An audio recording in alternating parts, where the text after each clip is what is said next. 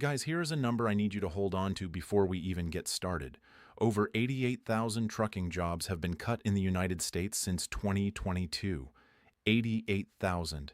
And that was before what just happened. Because right now, truck drivers all across America are losing absolutely everything. And what we just witnessed is one of the biggest trucking industry disasters this country has seen in years. We are talking about multiple companies going under at the exact same time, right? Quickway, Capital City Leasing, RC Trailer, RBI, SNL, FCS, Magnum Express, and Central Logistics. All of them gone, essentially overnight. And look, I know, at this point you hear the word bankruptcy and it just sounds like another business story. It pops up in the news so often that most people just scroll right past it. But here is the thing. For the thousands of drivers who worked for these companies, this is not just some abstract headline. This is their income. Gone. Their paycheck. Gone. And what makes it even worse, a lot of their pensions and 401ks might be gone too. And that is not just heartbreaking. That is criminal, guys. We are going to get into all of this today because you need to understand what is actually happening out here. Every one of these truck drivers received a termination letter, not a phone call. Not a sit-down conversation, not even a heads-up, just a letter. Permanent termination, effective immediately. That is it. That is how it ended for them. Now, here is something that most people watching this do not know about, and I think it is really, really important. There is a federal law in this country called the WARN Act, the Worker Adjustment and Retraining Notification Act. What that law says is that any employer with 100 or more employees is legally required to give workers 60 days written notice before a mass layoff or a shutdown. 60 days. That is the law, right? So when thousands of these drivers get zero warning and just receive a termination letter out of nowhere, that is not just a corporate failure. That could be a federal violation. Any driver affected by this should be talking to an employment attorney right now, because if Paladin violated the WARN Act, those workers could potentially be entitled to back pay and benefits for up to 60 days. That is real money. Money they might be able to recover even in the middle of a bankruptcy. Most of these drivers have no idea that right even exists, and that is a big problem. Now, all of this traces back to one name. Paladin Capital Inc. Paladin was the parent company sitting above all of those trucking firms I just listed. And before we go any further, I want to take a minute to talk about something that I think a lot of people just gloss over, and that is the difference between the types of bankruptcy. Because in this story, that difference matters enormously. You have probably heard of Chapter 11 and Chapter 7, but most people, they do not actually know what those mean, and they are very, very different from each other. Paladin originally filed for Chapter 11. Chapter 11 is basically the company saying, okay, look, we are in serious financial trouble, but we want to stay in business while we work out a plan to restructure all of this debt. It is not automatically the end, right? The company is still trying to survive. But that plan failed. And after it failed, Paladin converted that filing over to Chapter 7, and that happened just about a week ago here in February. Chapter 7 is a completely different situation. Under Chapter 7, it is over. There is no restructuring. There is no trying to stay afloat. Everything the company owns gets liquidated, the assets get sold off to pay creditors, and operations shut down permanently. No second chances, no recovery. It is done. And one of the big reasons so many of these drivers were completely blindsided is because they had no idea that all of these separate companies they worked for were all owned by the same parent. If you worked for Magnum Express or RBI or SNL, you thought of yourself as an employee of that specific company. You had no reason to think that Paladin Capital was sitting above all of it. So when Paladin went down, every single one of those companies went down with it at the same time. And this is one of the most dangerous hidden risks of all this corporate consolidation we keep seeing right now. You can spend years working for a brand you trust, a company you are loyal to, and have absolutely no idea that the entire financial backbone behind it is one single entity. And if that entity goes under, everything attached to it disappears overnight, just like that. Think about Stellantis, right? Stellantis owns Dodge, Jeep, Ram, Chrysler, Fiat, all separate brands sitting under one roof. If Stellantis filed Chapter 7 tomorrow, every one of those names vanishes overnight. That exact same structure exists in industries all across this country, and most workers have no idea how exposed they actually are. But really, the biggest concern here, the part of this story that I think deserves the most attention, is what is happening to these drivers' retirement savings. We are talking about people who gave 10, 15, or 20 plus years of their lives to these companies. Their 401ks and pensions, money they earned, money they planned their entire retirement around, is now sitting in a legal gray zone. And the emotional toll of not knowing whether you are ever going to see that money again is, it is something I honestly cannot put into words. It is completely heartbreaking. And you might be saying right now, well, wait a minute. How is that even possible? That is their money, right? How does a company going bankrupt just take someone's retirement with it? And I understand why people think that. I really do. But the answer is a lot more complicated and a lot more unsettling than most people realize. And the problem is, most people do not find out until it is way too late. So, with pensions, here's the core thing you need to understand. A pension is a promise. It is not a guarantee. And I want to say that again because it is really important. A pension is a promise, not a guarantee. When you have a traditional pension plan, that money is not sitting in some separate account with your name on it that nobody can touch.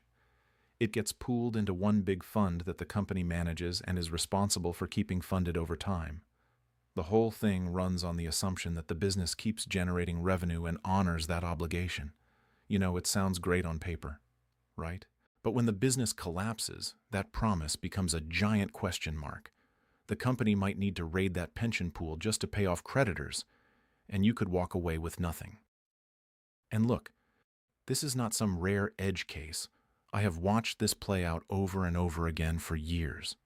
People who were promised $5,000 a month for the rest of their lives end up receiving $2,000 a month, sometimes less. Underfunded pension plans are way more common than most workers ever realize.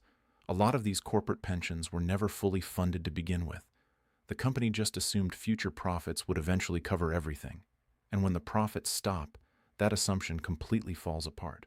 Now, there is something in the U.S. called the Pension Benefit Guaranty Corporation, which is basically a federal insurance program for private pensions. And that sounds reassuring, right? Well, here is the catch. The PBGC does not always make you whole. Benefits can get reduced significantly, especially for higher earners and people who retired early. So you might get something back, but it could be nowhere near what you actually planned for. And that gap can be the difference between a comfortable retirement and struggling every single month just to cover basic expenses. Now, 401ks are a little different and they do offer more protection, but they are not bulletproof either. The money in a 401k technically belongs to you as the individual worker, which is good, but problems can still happen, right? If your 401k was heavily invested in your own company's stock, that stock can drop to basically zero overnight the moment the company files for bankruptcy. That is a massive exposure point that a lot of people never even think about until it is already too late. And if the company had not finished matching your contributions before everything shut down, that unmatched money just never shows up. It is gone. On top of that, getting access to your own account can get really complicated while bankruptcy proceedings are still ongoing. Your money can get tied up in legal limbo for months or even years. How does that affect your life when you have no income coming in and you cannot even access the retirement account you spent years building? And I want to stop here for a second because I think this is genuinely important. If you are watching this right now and thinking about your own situation, here are 3 things you can actually check today, no matter where you work. First, log into your 401k account and look at what percentage of your balance is sitting in your own company's stock. If it is more than 10%, that is a real risk you need to address. Second, look up your vesting schedule. Employer match contributions often do not fully belong to you until you have hit a certain number of years at that company. If your employer shut down before you were fully vested, part of that matched money may never have been legally yours yet. And third, if you have a pension, go ask your HR department directly whether your pension plan is fully funded. You have every right to know that. Most workers never ask. Do not be most workers. These are not hard things to check. They just take a few minutes, and right now that awareness could make an enormous difference. So let's talk about the payment order in a Chapter 7 bankruptcy, because this is honestly the part that makes most people really angry when they hear it. In a Chapter 7 liquidation, there is a strict legal order of who gets paid from whatever assets are left. Secured lenders are first, then banks, then bondholders. Then the legal costs get taken care of. And workers, retirees, they are at the absolute bottom of that list. The people who actually showed up every single day and kept the company running, who gave up weekends and family time year after year, they are the last priority when the company gets carved up. You gave decades of your life to this place, and when it fails, you are the last one in line. I think that is wrong. And I think most of you watching this feel exactly the same way. And this hits truck drivers even harder than most other workers, because of something a lot of coverage on this story just completely glosses over. There is a massive difference between a company driver and an owner-operator, right? A company driver operates a truck that the employer owns. So when the employer goes under, yeah, you lose your job, but you are not personally on the hook for the vehicle. But an owner-operator is a completely different story. A lot of these owner-operators were working under lease-to-own agreements directly with Paladin subsidiaries, meaning they were making payments to the company itself for the truck they were driving. When Paladin filed Chapter 7, those lease agreements became part of the bankruptcy estate. In some cases, the truck can actually be repossessed as a company asset, even while the driver still owes money on it. So a Paladin owner-operator right now could be losing their income, losing their truck, and still carrying debt on that truck all at the same time. That is not just losing a job. That is getting hit from 3 different directions all at once. And on top of all of that, insurance, fuel, maintenance, all of those expenses keep coming regardless of whether there is any income to cover them. It is a level of financial devastation that most people in a regular 9 to 5 just cannot fully appreciate. Now, I want to address something that a lot of people are asking, which is how did trucking even get to this point?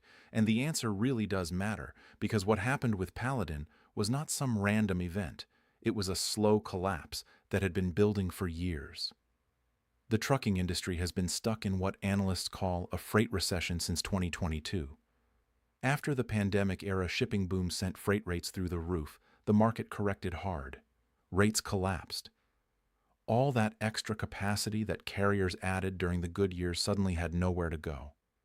Companies that borrowed heavily to expand their fleets during the boom found themselves locked into high fixed costs with a fraction of the revenue coming in. Paladin and its subsidiaries were operating inside that environment for over 2 years. By the time they converted to Chapter 7, this had already been a long, slow failure. The only reason it felt sudden to the workers is because nobody told them what was actually happening. The people at the top knew. The workers found out when the letter showed up, guys. A lot of these people are feeling completely betrayed right now, and honestly, I do not blame them at all. You give 15 or 20 years to a company. You miss things with your family. You do everything right. And then one day, a letter just shows up, and it is over. No warning. Nothing. And it raises a question that more and more Americans are genuinely starting to ask. How secure is any job really when something like this can just happen overnight?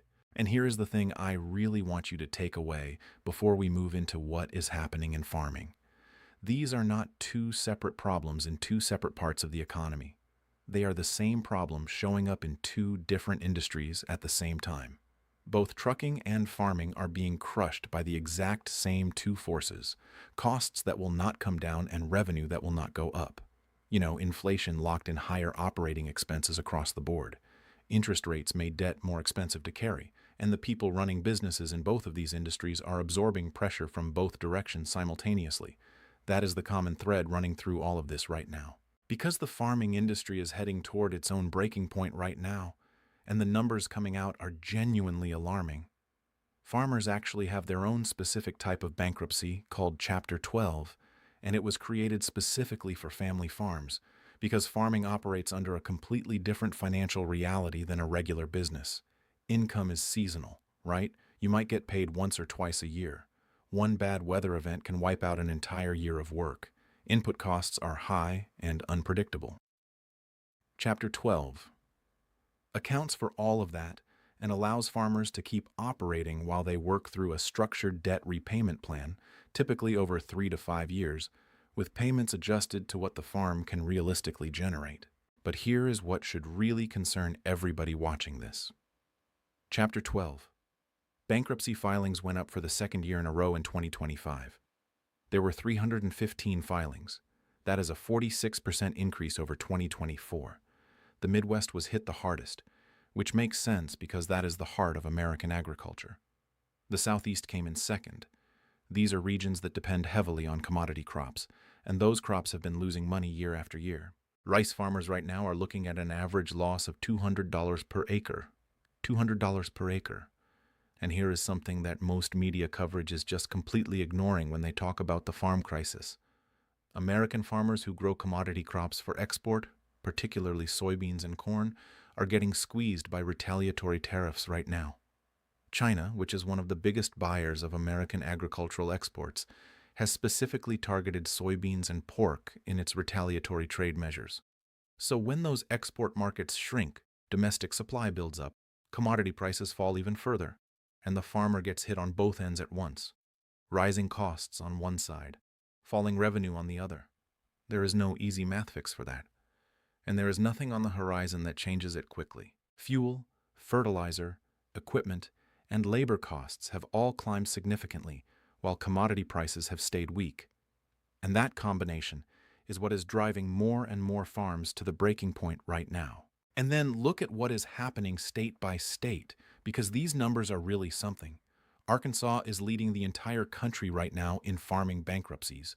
Georgia is up 145% year over year. Florida is up 200% year over year. Wisconsin saw a 700% increase in farming bankruptcies.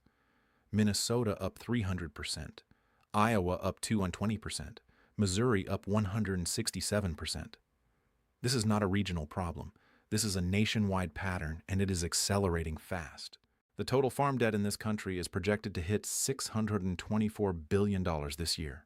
$624 billion, guys. And the key thing here is that farmers are not borrowing to grow or expand their operations. They are borrowing just to survive, just to make it through one more season. The average loan size is up 30% from just a year ago. And with interest rates where they are, carrying all of that debt is just crushing these people. Interest expenses across the farming sector are projected to reach $33 billion in 2026. $33 billion just in interest. That is money going out the door that produces absolutely nothing. And it is not just crop farmers either. Dairy farmers, hog farmers, poultry farmers, all of them are feeling the same squeeze right now. And here is something I think is really important to understand about these Chapter 12 filings. By the time a farmer actually files, they have already exhausted every other option available to them. You know, this is not somebody having one bad season and looking for an easy out. This is typically 5 or more bad years in a row with every possible alternative already tried and failed. Filing is the last resort. It really is. But there is also a brutal catch built into the Chapter 12 eligibility rules that most people do not know about. To qualify, the majority of your income has to come from farming. But a lot of farm families have been forced to take off-farm jobs just to keep the lights on, because farm income is so seasonal and so unpredictable. And once that off-farm income becomes too large a share of the household total, they lose their eligibility for Chapter 12 entirely. So some of the most financially stressed farms in the country have no legal path through bankruptcy at all. They just have to close. That is it. And closures are already happening at a massive scale. More than 160,000 farms across the United States shut down between 2017 and 2024. Most of them never even filed for any type of bankruptcy. No legal process, no reorganization attempt, just done overnight. And every farm that closes is one less food producer in a market where demand is not going down. You know, fewer producers plus the same demand equals higher prices. This is not just a story for people who live in rural America. This affects what you pay at the grocery store every single week. When farms fail, your food gets more expensive. It really is that simple.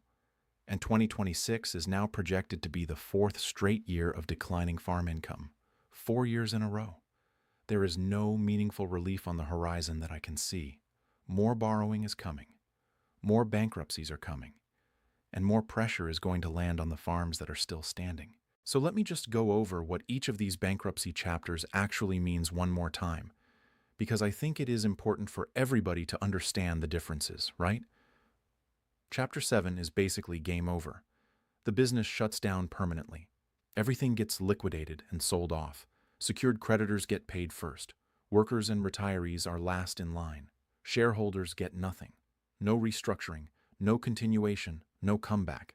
That is exactly what happened to the Paladin trucking network. Chapter 11 is a reorganization attempt.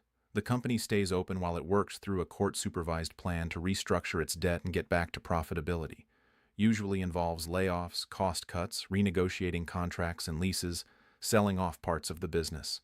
Some companies do come out the other side in decent shape, but given how many Chapter 11 filings we have seen over the past couple of years, I honestly do not know how many of those attempts are actually going to succeed.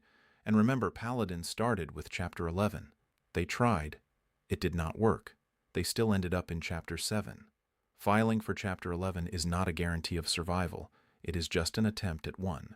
Chapter 12 is specifically for family farmers because their situation is just too unique for the standard bankruptcy framework, right? Seasonal revenue, weather dependency, long-term land and equipment debt, high input costs. Chapter 12 lets farmers keep running while following a repayment plan built around what the farm can actually earn over 3 to 5 years. They can restructure secured loans and they usually get to keep their equipment, which is everything when you are trying to keep a farming operation going. So it is getting really ugly out there right now. Lots of bankruptcies, lots of businesses going under with no warning whatsoever, and this is unfortunately just becoming the new normal. What is going to change in the next 3 to 6 months that actually makes any of this better? I mean, I genuinely cannot think of anything. Prices are not coming back down in any meaningful way. Inflation has already done its damage. There are some policy conversations happening right now, like eliminating property taxes for senior homeowners or homestead exemptions in certain states. And sure, that helps some people, right? But it does not lower your food bill. It does not lower your fuel costs. It does not protect your pension from a corporate bankruptcy filing. So I honestly do not have a great answer for what saves us here. I would really love to know what you think in the comments below. What I do know is this. Check your 401k today. Find out how your pension is actually funded. Know who really owns the company you work for, guys. These are not hard things to do. They just take a few minutes. And right now, that kind of awareness is one of the very few things actually within your control. No one is riding in to save these drivers. No one is coming for these farmers. And the structural risks that brought down the Paladin companies exist in industries all over this country right now. Corporate consolidation is everywhere. Parent companies that nobody has ever heard of own the brands that people work for every day. Underfunded pensions are way more common than any retirement brochure will ever tell you. And when a business goes under, the workers who kept it running are always the last priority. Always. You know, that is just the reality of the situation right now, and I think more people need to wake up to it. I feel genuinely terrible for the drivers going through this right now.